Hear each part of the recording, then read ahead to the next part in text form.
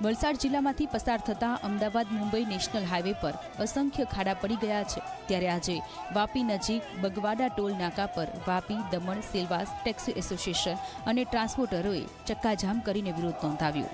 લોકોની માંગ છે કે જ્યાં સુધી રસ્તાનું સમારકામ ન કરાય ત્યાં સુધી ટોલમાંથી મુક્તિ આપવામાં આવે। ઉલ્લેખનીય છે કે આ ખાડાના લીધે ઘણી વખત અકસ્માત સર્જાય છે અને નિર્દોષ લોકો મોતને ભેટે છે, તેમ છતાં તંત્રના પેટનું પાણી નથી હલતું।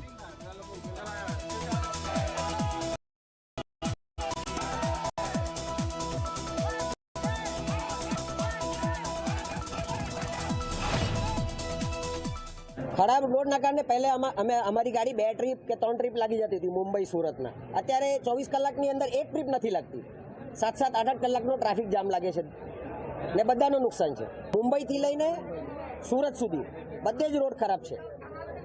એટલા મોટા મોટા ખાડા છે કે ક્યારે તમારી ગાડીનો ટાયર ફાટી જાય ને ક્યારે તમારો ગાડી ટોટલ લોસ થઈ જાય કઈ નક્કી નથી। આ વલસાડ ડિસ્ટ્રિક્ટ મહારાષ્ટ્રમાં એન્ટર થવાનો પહેલો જિલ્લો લાગે છે ગુજરાતમાં ને અહીં રોડની હાલત એટલી ખરાબ છે કે અમે વાપીથી સુરત જવામાં અમને 4 કલાક લાગે છે। તો એના લીધે અમારી જે ટેક્સી ગાડીઓ છે એમાં ટાયર ફાટે છે, एक्सीडेंट થાય છે।